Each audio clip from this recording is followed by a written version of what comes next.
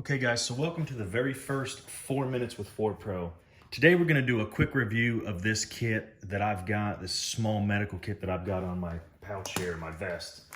Now, the main things for this kit, quick, easily accessible, ready to detach. I don't care if this thing explodes when I open it. I just wanna make sure it's got what I need. What is in this kit? We're gonna go through it super quickly. But the very first thing I'm going to tell you is this is not for a paramedic to work off of. I don't have any nasal phalangeal tubes.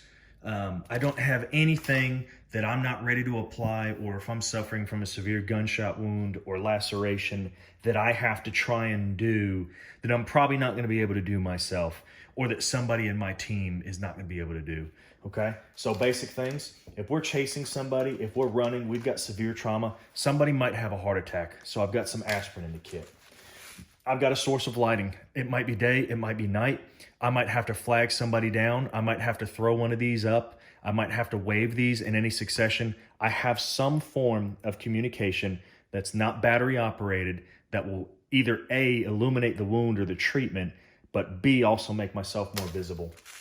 I've got a very small set of shears, okay? I've got a little bit of gauze, sterile padding, okay? I've got 3 or 4 pads, 4x4 pads. I also have some Quick Clot ready to go. Z-fold gauze. If you haven't used this stuff or you're not aware of this stuff, this is absolutely life-saving stuff, guys. Very, very well proven in the fields. Now, carry a little Sog Fire Starter. Now, it serves as a fire starter. It's a cool little gadget. Does it work? Not really. But here's the mentality of it. This is a solid piece of steel that I can use in a pinch to use as an end whistle for a tourniquet. In addition, it also has a whistle on it. So if I'm at the point where I've been rendered where I'm not able to speak, I can use this whistle, maybe get somebody to come and render some aid to me. Also, you got people that are diabetics. Again, this is a severe trauma kit, and/or we're out in the field, out in the woods, chasing somebody. We just had a pursuit, we just had a chase, emergency aid. If somebody goes into diabetic shock or is in the stages of diabetic shock, I want to be able to make sure that maybe they can get back in the fight. I've got some large steri strips. If you're not trained or don't know what these are a super, super awesome piece of kit. Very small, very thin, basically stitches. I've got some nasal strips, okay? Might be hard to breathe. Somebody might be having a hard time breathing. Open up your airways a little bit, might help you. If somebody's rendered unconscious and they're bleeding, open up their airways a little bit. It might help them. It also acts as a makeshift Band-Aid. It's actually stronger adhering than most Band-Aids.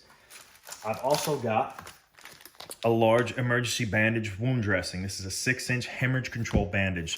This is to put on top of the Quick Clot, on top of the GSW, whatever I have to do.